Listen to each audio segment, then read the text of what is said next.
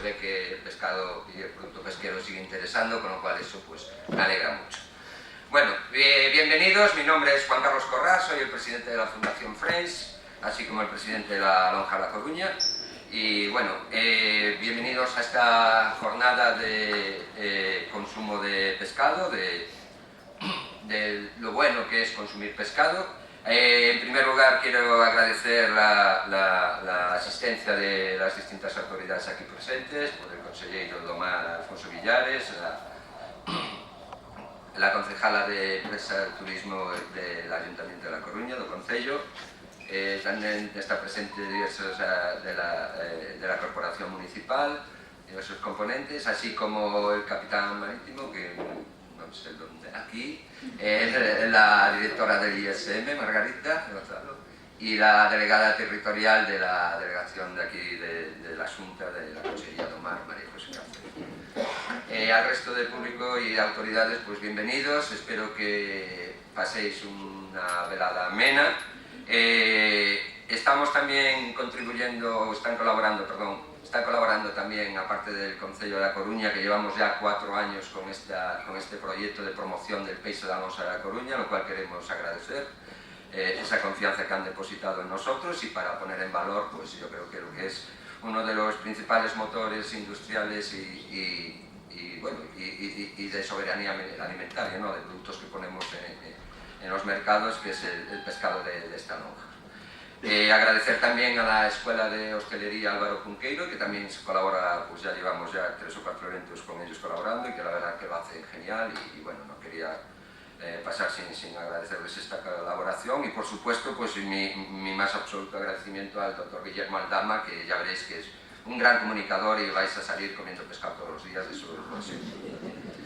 Bien, este es un acto de promoción del sello Peixe da Lonxa de La Coruña. No hemos querido destacar ninguna especie porque entendemos que todos los productos pesqueros, desde el marisco hasta cualquier tipo de pescado, es bueno, es saludable, y así nos lo va a decir luego el doctor Aldama. Tenemos un producto que es de exquisita calidad, de gran frescura, de un sabor increíble. Es un pescado, es salvaje, es natural, es un recurso alimentario sostenible y renovable, y como decía antes, la importancia de la soberanía alimentaria, que con la guerra de Ucrania pues parece ser que todo nos venía de allí, ¿no? Y es importante pues tener ese alimento, ¿no?, para darle a la población. Indicar que como esta lonja pues está facturando alrededor en primera venta de unos 62 millones de euros, para que veáis la importancia del movimiento económico que supone, y hay alrededor de unas 24 o 25 mil toneladas de pescado descargada cada año.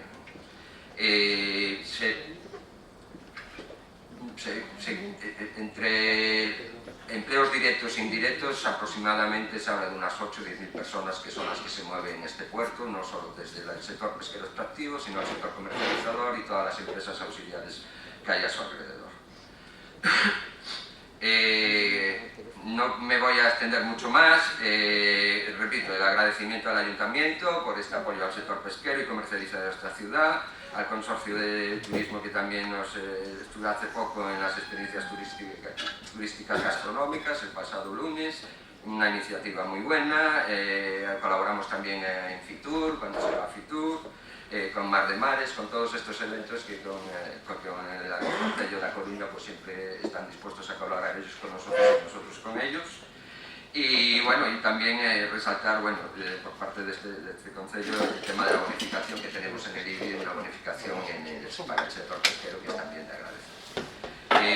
Quisiera también agradecer a los miembros de la organización, tanto a los empleados de la lonja, que han contribuido al desarrollo de este evento, así como, bueno, especialmente quería nombrar pues, bueno, a Juan Pintos, el representante de enlace del Ayuntamiento, a Daniel y Alejandro, que nos ayudan en la organización, y como he dicho, al resto del personal de aquí, de mis trabajadores, que también a lo largo de esta semana pues, han ayudado a que podamos desarrollar esta jornada y esta conferencia.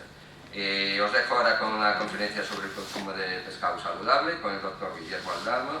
Luego tendremos una degustación de un menú pesquero con diversos productos que nos ha pedido la escuela y que yo espero que os guste.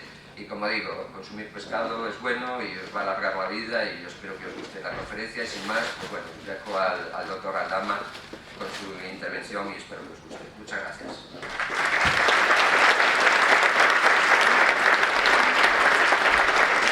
Lo primero de todo, pues agradecer esta amable invitación. Agradeceros vosotros también que estéis aquí, porque un sábado por la mañana podéis hacer cualquier otra cosa y habéis decidido pues, venir aquí a tener la oportunidad de conocer por qué el pescado es una pieza fundamental de una dieta saludable. Yo puedo ir para el saludable, pero ya veréis que es saludable. Así que voy a empezar. Me gustaría empezar por el elefante en la habitación, ¿vale? Porque cuando todo el mundo oímos noticias sobre el pescado, en muchas ocasiones estas noticias tienen que ver con alertas sanitarias. El elefante en la habitación es la alerta sanitaria que sale en muchos medios de comunicación y por las cuales el pescado muchas veces, en muchas ocasiones, es el protagonista. Y es por la toxicidad por el mercurio. Entonces, en muchas ocasiones el pescado pasa a tener relevancia en los medios de comunicación precisamente por eso. Y este es el elefante en la habitación que me gustaría primero abordar. La toxicidad por el mercurio. Esto preocupa a los consumidores, que el pescado pueda ser no solo no beneficioso, sino nocivo para las personas. Pues fijaos, estas es las búsquedas que se han hecho en los últimos 10 años, desde el año 2014 hasta el 2024, ¿vale? En Google respecto a dos términos. En azul, pescado y salud. Y en rojo, pescado y mercurio. Como podéis observar, hay una cierta estacionalidad, ¿de acuerdo? De tal manera que durante los meses de verano hay mayor interés por pescado y salud y pescado y mercurio, pero la tendencia es que cada vez haya más búsquedas en términos de pescado y salud y menos en pescado y mercurio. Esto es a nivel mundial. ¿Qué pasa cuando hacemos esta misma búsqueda en España? Pues en España la preocupación por el pescado y el mercurio en las búsquedas, en lo que se refiere a búsquedas, es mayor. Aquí hay un pequeño pico que correspondió con una noticia sobre toxicidad por mercurio, pero en general la gente cuando hace búsquedas sobre el pescado tiende a hacer más búsquedas fruto de la preocupación por su toxicidad por el mercurio que por sus beneficios saludables. Entonces, parece ser que los consumidores están preocupados por esto. Y si vamos por comunidades autónomas, ocurre esto. Fijaos. En rojo, aquellas comunidades autónomas en las que la gente busca más pescado y mercurio. Y respecto a búsquedas de pescado y salud. Galicia está muy preocupada por el consumo de pescado y mercurio. Las menos preocupadas son Canarias, Aragón y Murcia. Pero en cualquier caso, para todas las comunidades autónomas en España, la preocupación en cuanto a búsquedas de los consumidores respecto al pescado es más con la preocupación por el consumo de pescado y mercurio que por el consumo de pescado. Así que es indudable que abordar este problema, o por lo menos esta preocupación, es importante, porque a los consumidores les preocupa. Y a nivel científico, fijaos, estas son la producción científica que hay respecto a pescado y salud. En los últimos 24 años hay más de 18.500 artículos científicos que han abordado este tema, los beneficios en salud del pescado. Mientras que pescado y mercurio hay, pues prácticamente, como podéis observar, casi 4 veces y media, ¿de acuerdo? Y la tendencia es que haya vaya descenso. Es decir, la producción científica va sobre todo respecto a pescado y salud.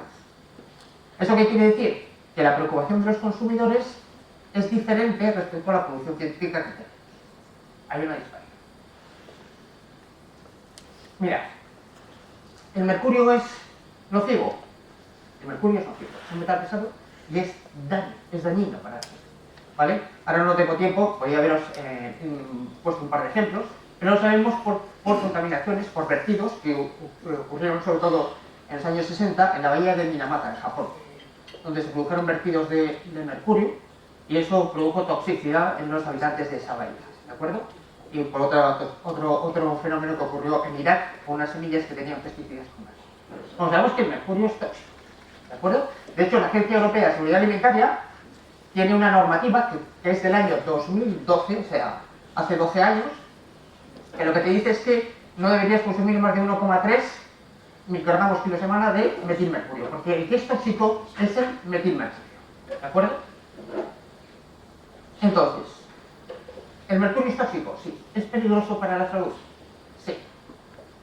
Pero ¿sabéis lo que hemos descubierto? Y lo que no se suele decir. Y lo que suele ocurrir es que los documentos que regulan todos los límites de presión por el mercurio no están actualizados respecto a la ciencia. Pues lo que ocurre es que el mercurio hemos descubierto que tiene un antídoto. Es decir, nosotros tenemos un antídoto para la toxicidad por el mercurio.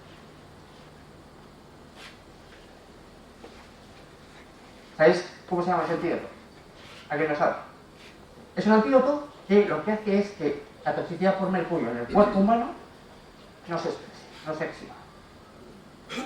Pues mirad, el antídoto del metilmercurio es el selenio. Y adivinad cuál es una de las principales fuentes de selenio dietético de la que lo disponemos los humanos. El pescado. Bien, nosotros sabemos que efectivamente muchos de los peces tienen metilmercurio. A ver, lo que hay que recordar es, mirad, el metilmercurio, ¿por qué pasa a la cadena alimenticia? El metilmercurio se origina fundamentalmente de las erupciones de los volcanes, de la industria y de la explotación minera. Entonces, se libera metilmercurio a la atmósfera, se libera mercurio a la atmósfera y ese mercurio cae con la lluvia. Y cae pues, en las tierras de cultivo. De hecho, por ejemplo, en China tienen muchos problemas. ¿Por qué? Porque las centrales de carbón, todos los cultivos alrededor de las centrales de carbón, están llenos de metilmercurio. O sea, el metilmercurio no se lo están ustedes. ¿De acuerdo?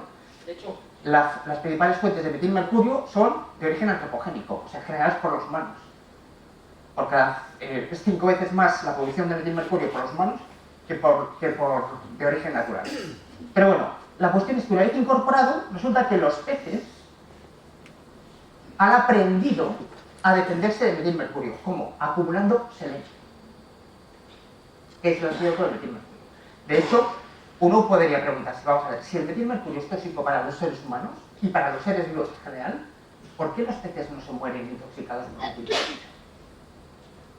¿Por qué las aves que depredan peces no se mueren intoxicadas así?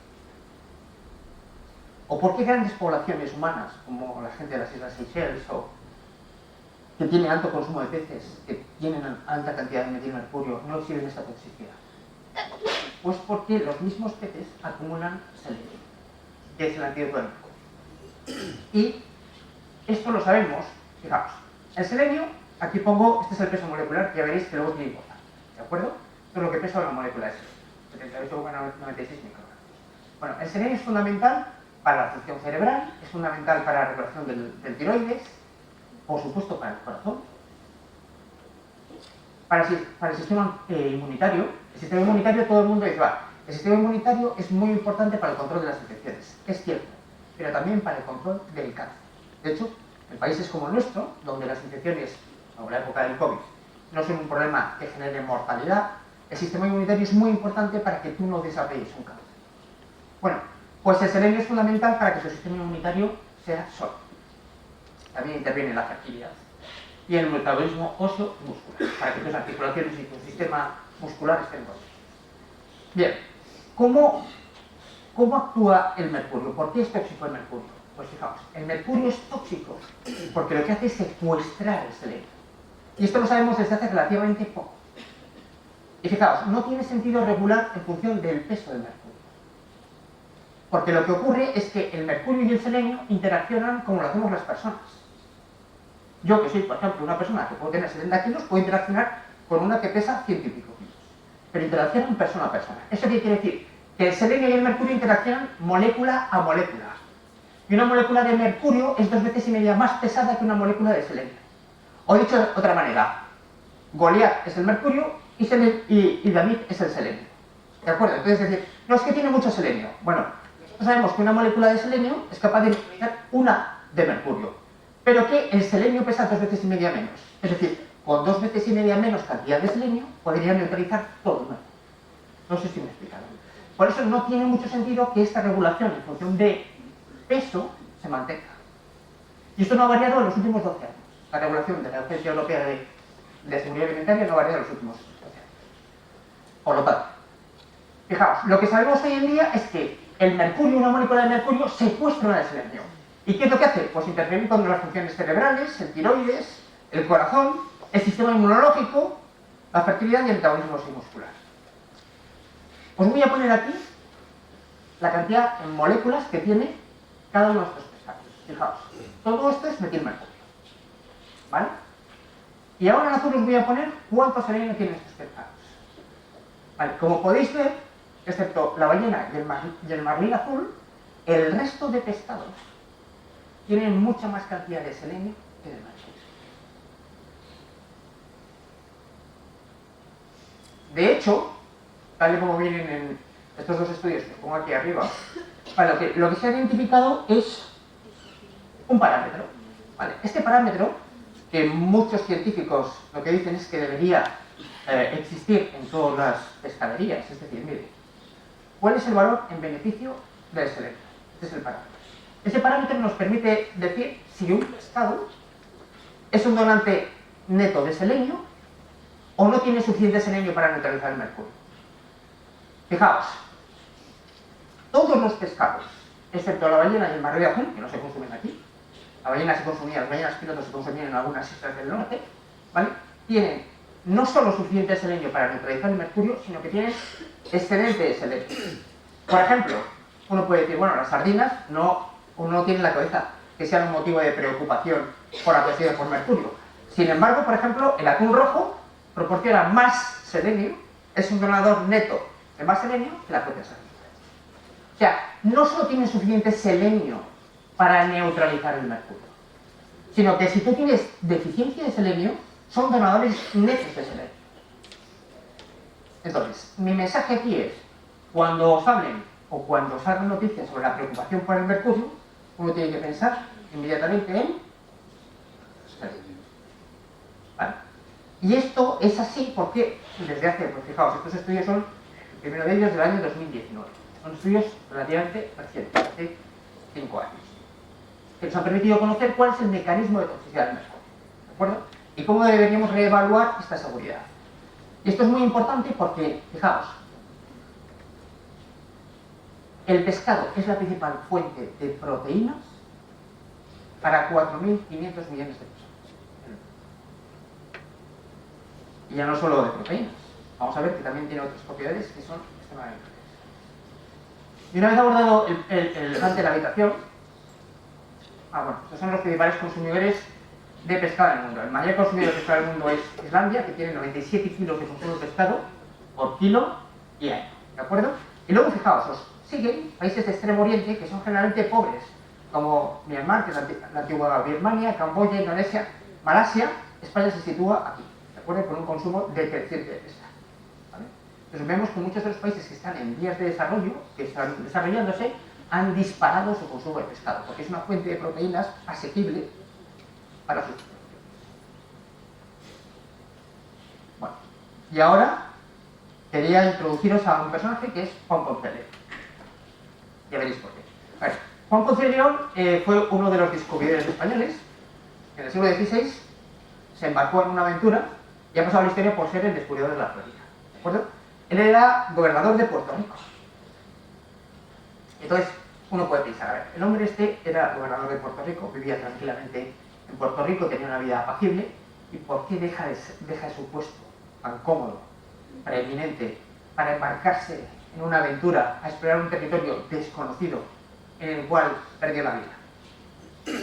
Pues lo hizo porque se obsesionó con una idea. Es que cuando era gobernador de Puerto Rico no hacían más que llegar de marineros que decían que en estas tierras, lo que hoy conocemos como la Florida, existían unas fuentes que eran las fuentes de la eterna juventud, que quien bebía de ellas vivía para siempre. Entonces él se terminó obsesionando y se embarcó en esa búsqueda. Y lo cierto es que se embarcó y perdió la vida allí. Perdió la vida después de explorar prácticamente toda la Florida, perdió la vida sin encontrar las fuentes de la eterna juventud. Y ya veremos al final de esta presentación que, a pesar de que perdió la vida, no es que Juan Ponce de León se equivocara. ¿De acuerdo? Las fuentes de la eterna juventud existen. Ya veremos dónde y cuáles son.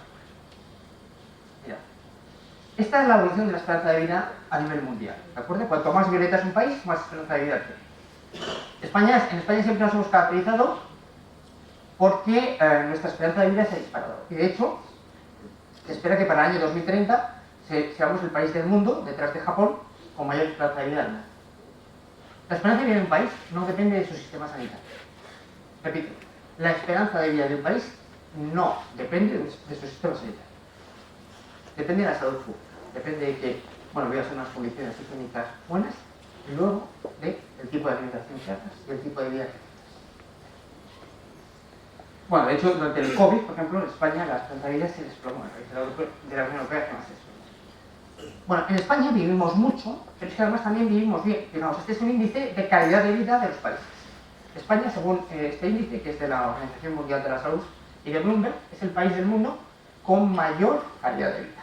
Así que en España vivimos mucho y vivimos bien. ¿Por qué? Pues fijaos, porque el principal asesino en españoles, que son las enfermedades cardiovasculares, mata poco en España. Cuanto más pálido es un país, esta es la evolución de la mortalidad por enfermedades cardiovasculares desde el año 90, cuanto más pálido es un país, menos mortalidad por enfermedades cardiovasculares.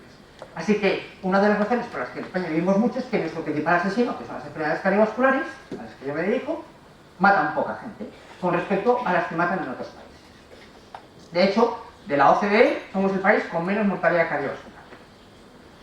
¿Vale? Por detrás está Israel. ¿De acuerdo? Así que vivimos mucho, vivimos bien porque casi no nos morimos de enfermedades cardiovasculares. ¿Cuál es nuestro secreto? ¿Cuál es uno de nuestros secretos? Pues la esperanza de vida, como os he dicho, no depende del sistema sanitario. Depende fundamentalmente de uno de los pilares, que es el tipo de patrón dietético. La dieta mediterránea. ¿De acuerdo? Y esto lo sabemos gracias a un estudio español de un compañero nuestro. Este estudio, publicado en la revista más prestigiosa que tenemos en medicina, que es el New England Journal of Medicine, lo que hizo es, bueno, vamos a coger a 7.000 españoles, ¿de acuerdo? Y los vamos a sortear, aleatorizar a dos grupos. A unos les proporcionamos dieta mediterránea, incluso les facilitaban los alimentos para llevar una dieta mediterránea, y a otro grupo que lleve la dieta que ellos consideren. ¿De acuerdo? Y los vamos a seguir durante 5 años, a ver a cuál de los dos les va mejor. Bueno, pues lo que demostró este estudio por primera vez en la historia de la medicina es que un patrón dietético impactaba favorablemente en aquellos que lo adoptaban. Las personas, en teoría sanas, que adoptaban este patrón dietético, la dieta mediterránea, tenían un 30% menos de mortalidad cardiovascular, infarto agudo de miocardio y accidentes cardiovasculares. Un descenso del 30% respecto a los mismos españoles que no adoptaban este patrón de consumo. Así que sabemos que la dieta mediterránea es uno de los secretos que hace que los españoles vivamos más y mejor. Y fijaos, dentro de la dieta mediterránea hay un producto fundamental que son los pescados. Tanto es así que el Colegio Americano de Cardiología ya no le llama dieta mediterránea, le llama dieta pesco-mediterránea. En Estados Unidos están muy preocupados. ¿Están muy preocupados por qué? Están muy preocupados porque ellos tienen 3 problemas de salud pública. Un problema de salud pública tiene que ver con las armas de fuego, que hace que mucha gente pierda la vida muy joven. Otro, el fentanilo. Pero el problema de salud pública que más grande tiene es el de la obesidad. Y entonces están intentando, saben que para el año 2050 no van a poder pagar la factura sanitaria. Entonces lo que están diciendo es, bueno, ¿cómo conseguimos que la gente sea más sana? Bueno, sabemos que la dieta es fundamental. Entonces lo que han hecho es estudiar diferentes patrones dietéticos que pueden impactar en la población, para decidir cuál es el mejor e intentar adaptarlo. Y esto es lo que se hace en este estudio, que es del Colegio Americano de Cardiología, ¿vale? Que lo que hacen es, bueno, vamos a estudiar cuál es la mejor dieta que podría adoptar una población para vivir más y mejor. Entonces prueban pues dietas de tipo occidental, como la que toman allí, o la que se puede tomar en Alemania. Dietas veganas, lacto o vegetarianas, y la dieta pesco-mediterránea. Y las comparan todas ellas. Y dicen, vale, ¿con cuáles tenemos menor mortalidad? ¿Con cuál creéis que se tiene menos mortalidad? Con la dieta pesco-mediterránea. Ningún otro patrón dietético es capaz de reducir la mortalidad. Hoy, en el boom de, bueno, tenemos dieta paleolítica, un montón de gente hablando sobre los tipos de diferentes de patrones dietéticos que uno puede adoptar. Bueno, uno puede adoptar el que quiera, ¿de acuerdo? Pero su objetivo es vivir más. El único patrón dietético que tiene evidencia científica para respaldar esta afirmación es la dieta pesco-mediterránea. Pero es que además La muerte por cardiopatía isquémica la reduce en un 35%. Y ningún otro patrón dietético es capaz de hacer esto. De hecho, en un editorial que acompaña este artículo, lo que dicen los autores es, bueno, pues nosotros tenemos claro cuál sería el patrón dietético ideal para importar en Estados Unidos. Es este, el de la dieta pesquera. Claro. Por lo tanto, el pescado es una fuente, es un pilar fundamental de la dieta pesquera. ¿Comer más pescado es mejor? Pues fijaos, este es un metaanálisis. Nosotros cuando hacemos estudios científicos, a veces los estudios científicos tienen poca aportación, pues estudias a 1000 pacientes, 2000 pacientes. Entonces muchas veces lo que hacemos es, para tener más fuerza, más poder estadístico, para obtener conclusiones que sean más contundentes, que tengan más respaldo científico, juntamos estudios. Este es un metaanálisis, y los llamamos metaanálisis. Bueno, pues este es un metaanálisis que junta 49 estudios que comprenden a 2 millones de pacientes, ¿vale? Y aquí lo que se estudiaba es si incrementar la cantidad de consumo de pescado podría hacer que tuvieses menos probabilidad de tener esto. Fijaos, yo me dedico a hacer cateterismos cardíacos, hacer esto. Fijaos, el corazón tiene 3 arterias que le proporcionan riego, ¿de acuerdo? Aquí vemos una de ellas, se llama la fabricante de viudas. La fabricante de viudas, porque claro, si tienes un problema en esa arteria, es muy probable que te mueras. Y tiene más problemas respiratorios. Muchos más, ¿vale? Pues me llaman de Widowmaker, la fabricante de viudas. Bueno, pues fijaos, esta arteria tiene una estenosis crítica aquí, en su origen, ¿de acuerdo? Con esto se podría haber muerto este individuo, pero si se tapa, es muy probable que se muera, ¿de acuerdo? Entonces, los autores de este metaanálisis lo que decían, vale, comer pescado haría menos probable que desarrollases y te murieras de problemas como este. Esto es lo que obtuvieron. Lo que obtuvieron es que la probabilidad de que tú desarrolles este tipo de enfermedad y te mueras de este tipo de enfermedad caía conforme incrementabas el consumo de pescado. O sea, ¿más es mejor? Sí. De hecho, lo que establecían es que aumentar el consumo de pescado 20 gramos al día disminuía un 4% el riesgo de que te murieras de un proceso como este. Vale. ¿Y por qué el pescado es bueno? Fijaos, durante prácticamente 30 años los médicos hemos lanzado un mensaje que ha sido erróneo, ¿vale? Durante más de 30 años hemos denostado todas las grasas. Hemos dicho, bueno, a ver, dieta baja en grasas, no comáis grasas, la población no tiene que ingerir grasas. Y como siempre que uno generaliza, comete errores, ¿de acuerdo? ¿Y cuál es el problema? Pues el problema es que no todas las grasas son iguales. Tenemos un tipo de grasas que se llaman grasas saturadas, ¿de acuerdo?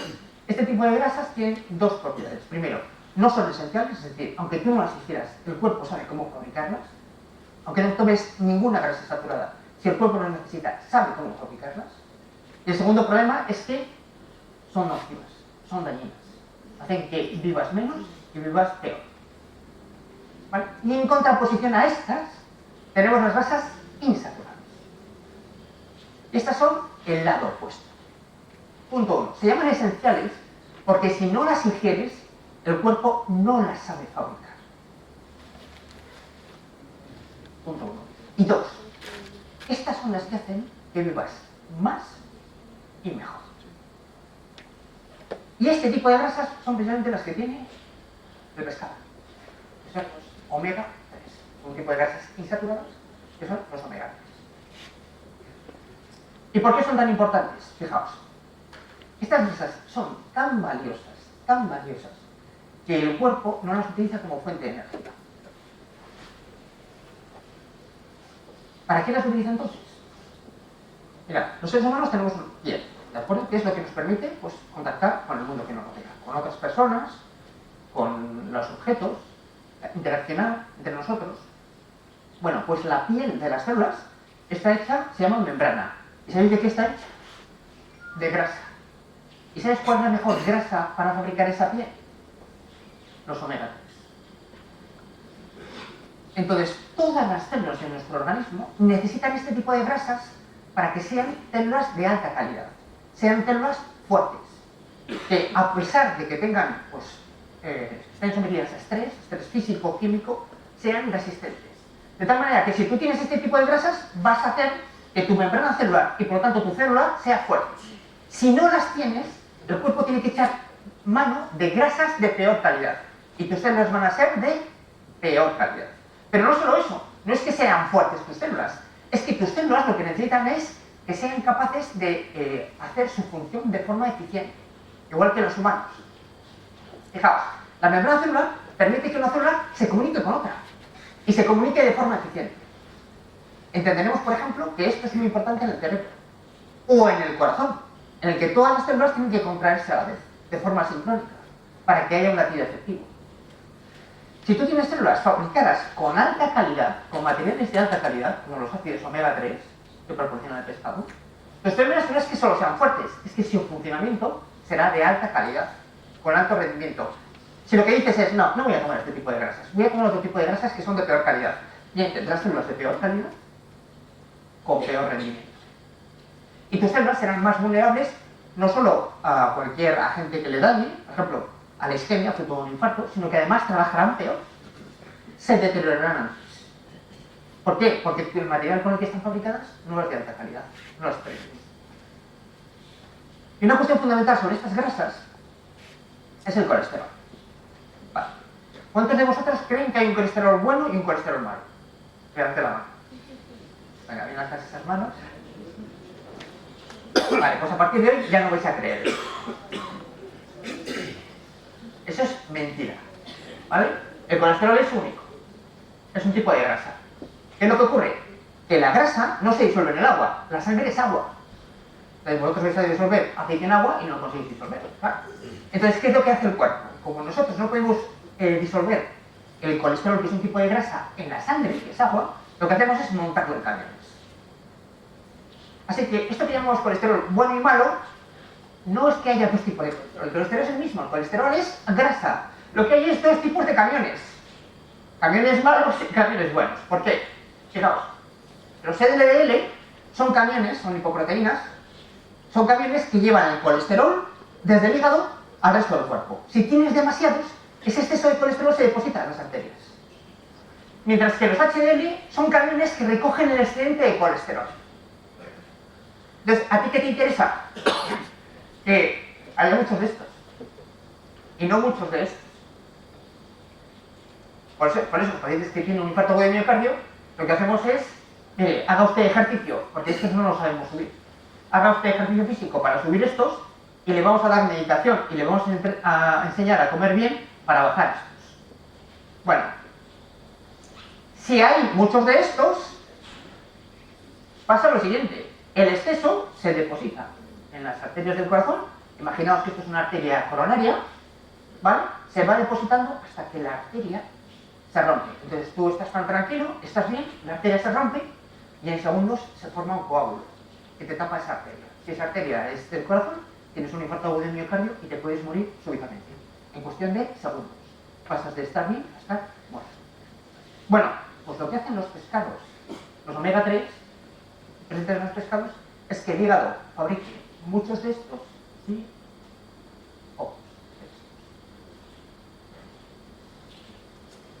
Así que tú dices, vale, ¿cuáles son los beneficios demostrados científicamente del consumo de pescado? Bueno, pues sabemos que el pescado mejora la función neuronal, cognitiva y psicológica, tanto de los niños, de los adultos como de los ancianos. Mejora la función visual, mejora la piel, incluso las enfermedades de la piel. El sistema inmunológico disminuye la incidencia de cáncer y la mortalidad por cáncer. Mejora las articulaciones y el sistema muscular. Mejora la función de todos los componentes de la sangre. Los glóbulos rojos, que llevan oxígeno, los glóbulos blancos, que son parte del sistema inmune, y las plaquetas, que lo que hacen es que el organismo tenga capacidad de coagulación. El metabolismo de las grasas y, por supuesto, el corazón. Entonces, cuando lee esto, o lee sobre esto, dice, a ver, ¿qué pasa? ¿Que el pescado es mágico? O sea, ¿el pescado es bueno para todo? Pues no hay nada de mágico. Si lo que hemos dicho es que el pescado proporciona un tipo de grasa que es premium, de alta calidad, con la cual se construyen tus células para que sean de alta calidad, y resulta que tienes células en todos estos sistemas, el pescado ejerce su efecto beneficioso en todos ellos, porque en todos ellos hay células. No hay nada más.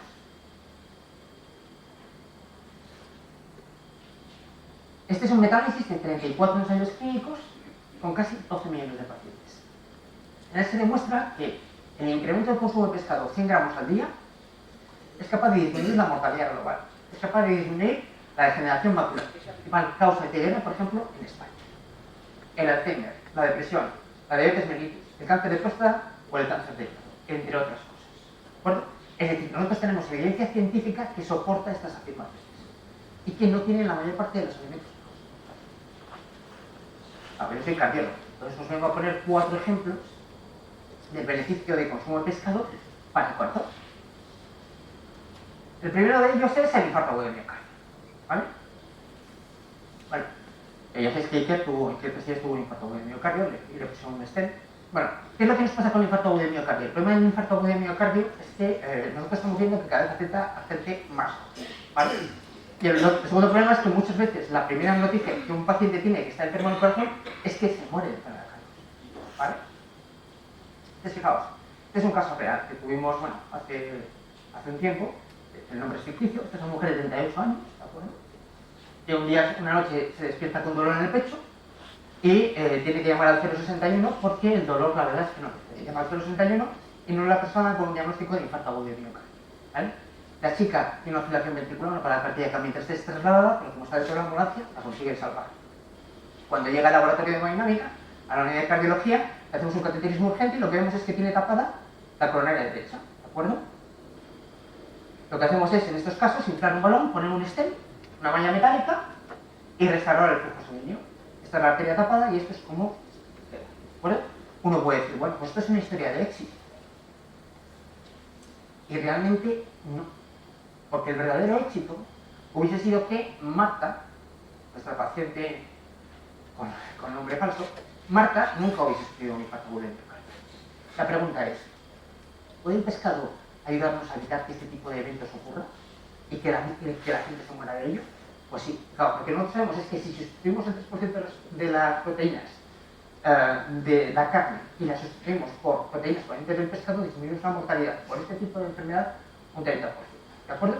Y sabemos que si lo conseguimos consumir más de 2 veces por semana, la mortalidad baja un 20% y por cada 100 gramos adicionales disminuye un 5%. ¿De acuerdo? O sea, el consumo de pescado puede disminuir las probabilidades de que sufras y que mueras de un infarto agudo. Bueno, la cuestión es, ¿y las enfermedades cerebrovasculares? Mirad, las enfermedades cerebrovasculares, fundamentalmente el accidente cerebrovascular, es una causa importante de muerte en nuestro país. Son fruto generalmente de que un pequeño émbolo, un pequeño trombo, viaja desde habitualmente el corazón hasta una de las arterias del cerebro y ahí la ocluye, ¿vale?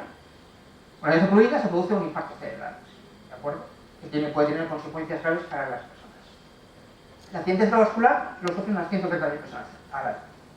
30% de mortalidad en España, es la primera causa de mortalidad en mujeres aquí en España y la segunda causa de mortalidad en varones.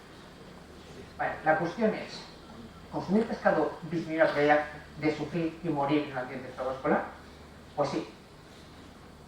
Consumir pescado al menos 2 veces a la semana disminuye un 45% las probabilidades de sufrir y morir de un accidente cerebrovascular.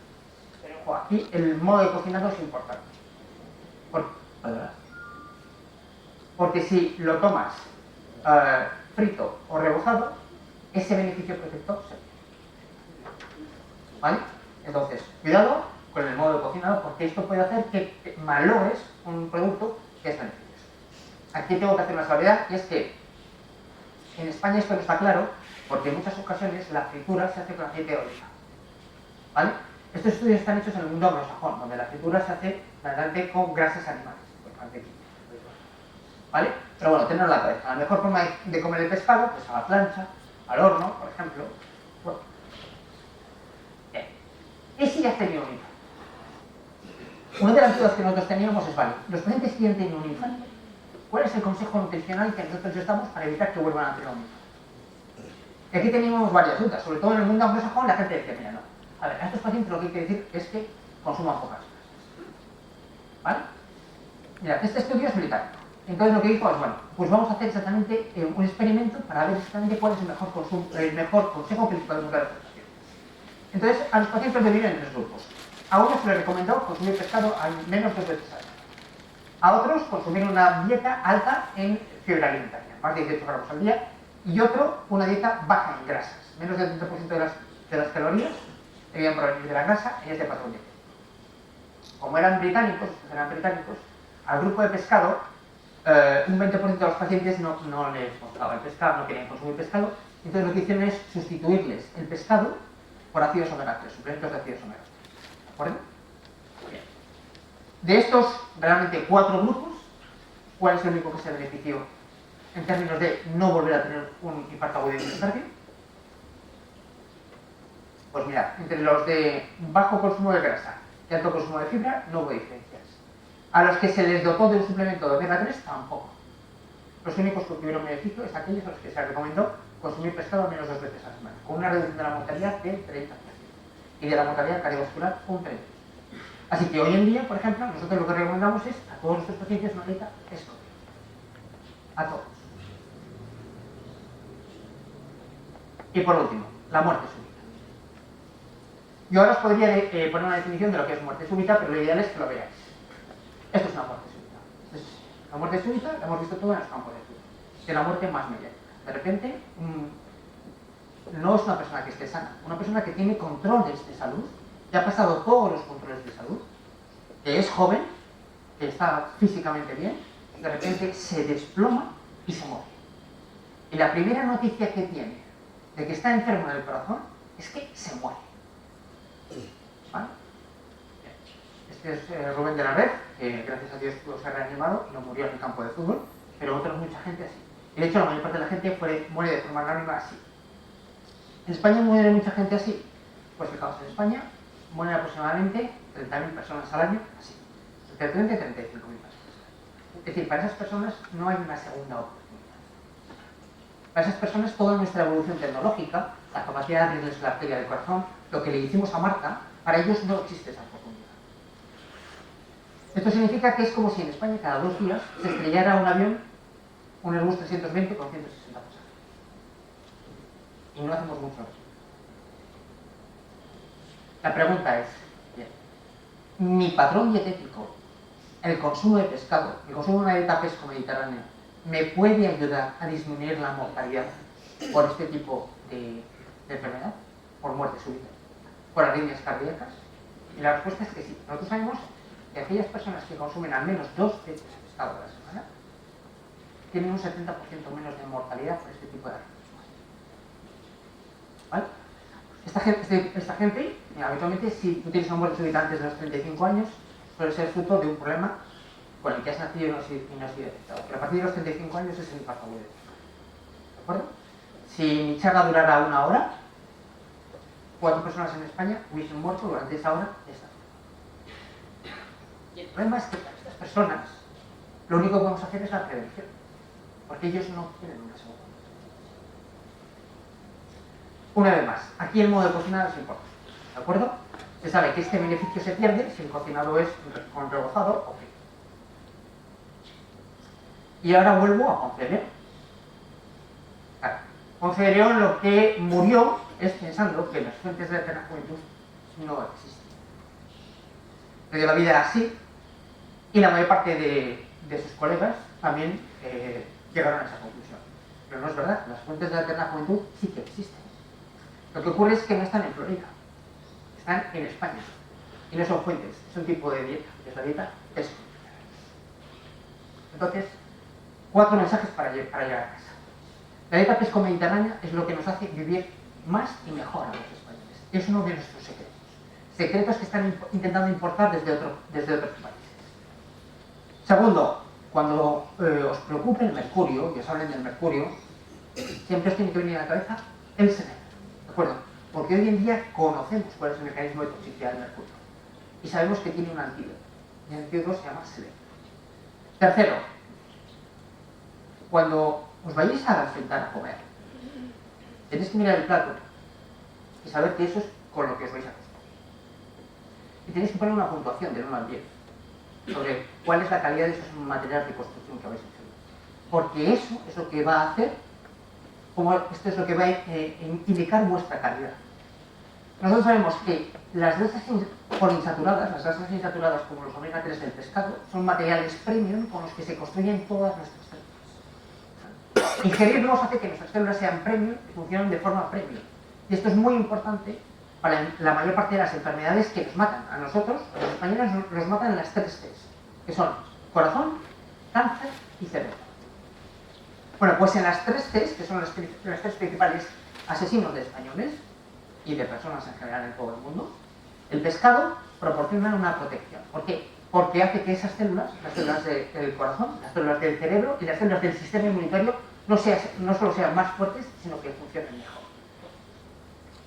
Y por último, bueno, pues ya sabéis que el pescado tiene beneficios que son no solo para el corazón, sino para todos los órganos y sistemas del cuerpo. Y que no es magia, es fruto de que en todos esos cuerpos, sistemas y organismos hay células. Y por lo tanto todas las células se benefician de eso. Me gustaría terminar con una frase de Cervantes, que ya en el siglo XVI, realmente lo dijo su personaje más famoso, que es Don Quijote de la Mancha, puso en boca de él esta frase que es cada día más cierta, que es que la salud se fragua en las oficinas del estómago. Muchísimas gracias.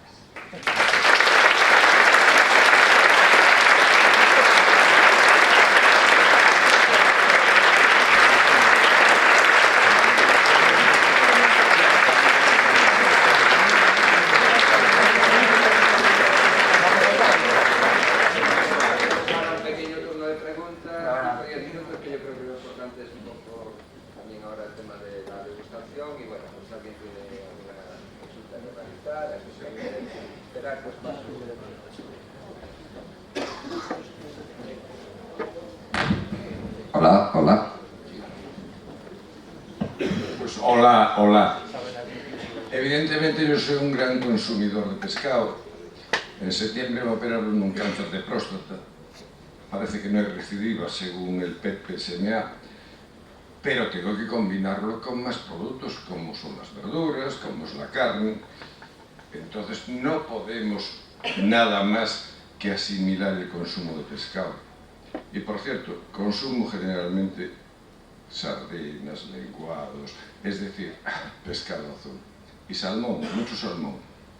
La pregunta es bueno combinar las comidas, ¿verdad? Gracias. Claro, aquí, a ver, yo lo que he hablado, que yo me he centrado en el pescado, realmente el patrón dietético es una dieta pesco-mediterránea. ¿Eso qué quiere decir? Que la dieta pesco-mediterránea es como una especie de orquesta, ¿de acuerdo? Es una orquesta sinfónica en la que hay pues varios instrumentos. Y uno de los principales solistas de ese instrumento es el pescado.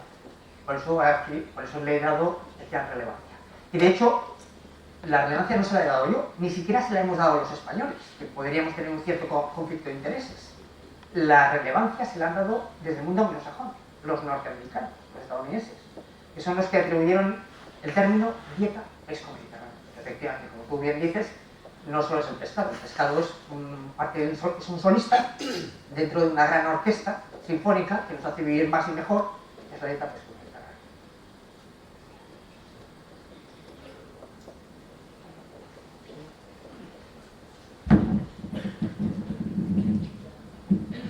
Hola, mira, quería preguntar por el pescado en conserva, por ejemplo, el atún en aceite, la sardina en aceite, que mezcla teóricamente los beneficios del omega 3 del pescado más los del omega 6, me parece que era del aceite de oliva.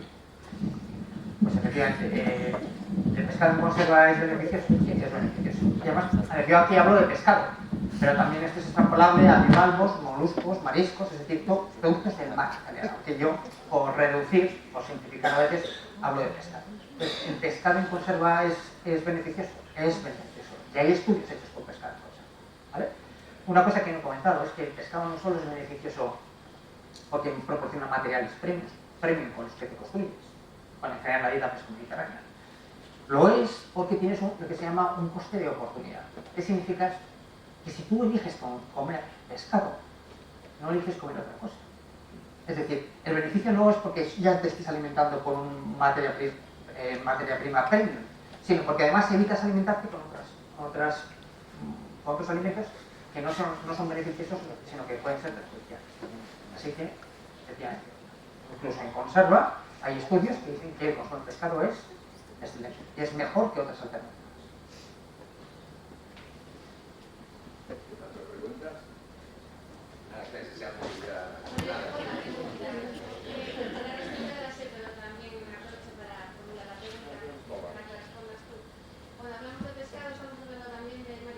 Sí, es pescado, marisco, bivalvos, o sea, generalmente hay muchos estudios que están hechos con productos del mar.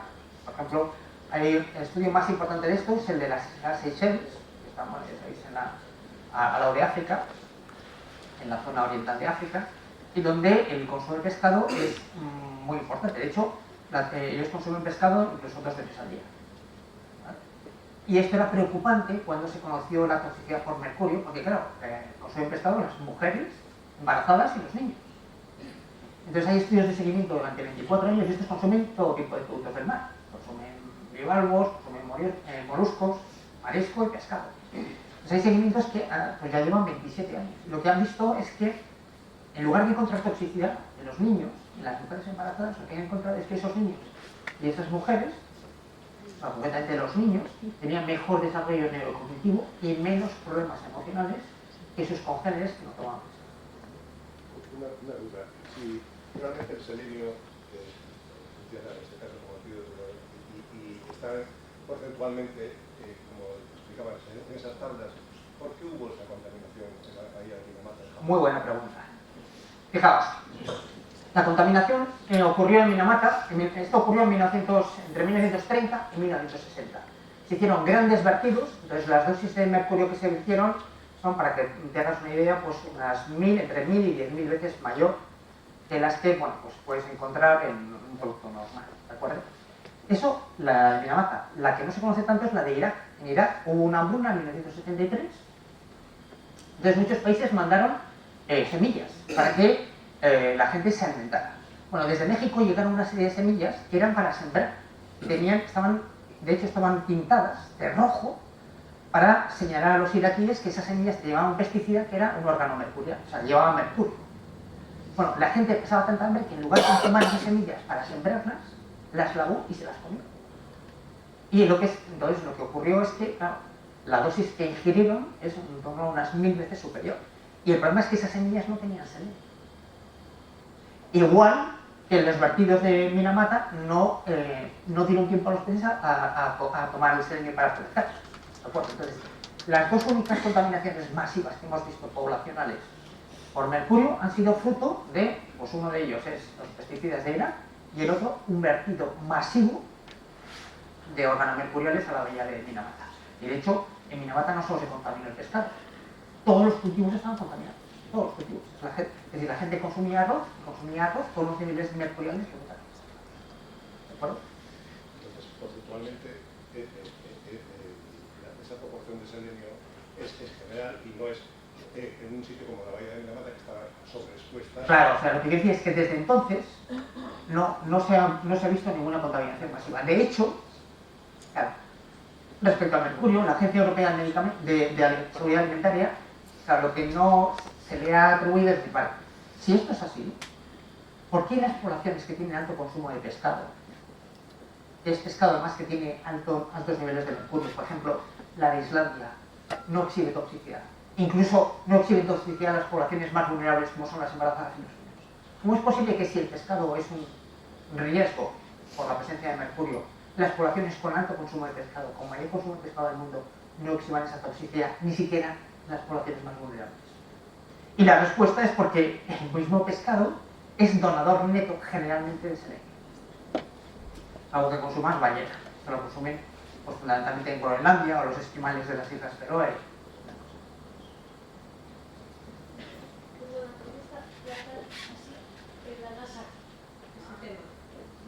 Bueno, el anisakis es un problema alimentario menor. ¿Por qué? Pues porque no es como el mercurio. Tú si cocinas el pescado, el anisakis es bueno, ¿de acuerdo? Y luego los problemas de salud que da son muchísimo menos importantes. Porque generalmente son de tipo de alergias o una toxicidad gastrointestinal. Entonces, desde el punto de vista de salud, es un problema muchísimo menor. Primero porque es evitable con el cocinado y segundo porque aunque no lo evites, si consumes el pescado crudo, que es la principal fuente de ingesta de anisakis, pues los problemas de salud que da son muchísimo más leves. Bueno, el problema no son los microplásticos realmente, son los nanoplásticos. Y todavía no sabemos exactamente cómo, porque el pescado no es la única especie.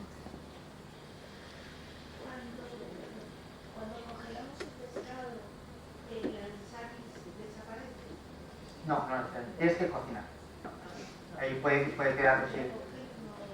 Lo ideal es cocinar. O sea, para el anisakis, que no lo he guardado aquí, no sé cuánto es el problema en Google del anisakis, pero para el anisakis es cocinar. Entonces, lo cocinas el pescado y el anisakis. Ahora, yo estoy aquí como médico. Una pregunta. A nivel de las piscifactorías, el pescado que viene de piscifactoría, ¿tiene los mismos niveles de selenio? Sí, en la acuicultura, todo el pescado que viene de acuiculturas se sabe que es igual de beneficioso para la salud. Tiene unos niveles de selenio que son, incluso lo que ha ocurrido en algunos países, se sabe, por ejemplo, que algunas tierras, en Suecia o en algunas zonas de los países bálticos, lo que hacen es, pues en la acuicultura, pues toda la alimentación del pescado lleva selenio añadido.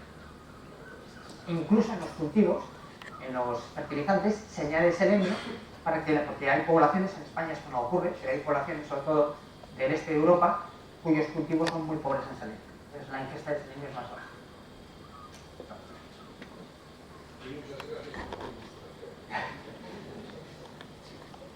Mira, quería preguntarle qué opinión tiene sobre la dieta atlántica versus dieta mediterránea, porque yo había hecho un estudio hace ya unos 17 años o 18 y la conclusión mía era que era mejor la dieta atlántica que la mediterránea. Entonces ahora también a nuestro cambio, A ver, el problema que tenemos con la dieta atlántica es que no tiene el respaldo científico de la dieta mediterránea. La dieta mediterránea, o sea, no hay ningún ensayo clínico que muestre que un patrón dietético es mejor para una población, salvo el Predimed. Predimed es el que os he puesto aquí, que por primera vez en la historia de la medicina lo que dice es que un patrón dietético impacta en la supervivencia.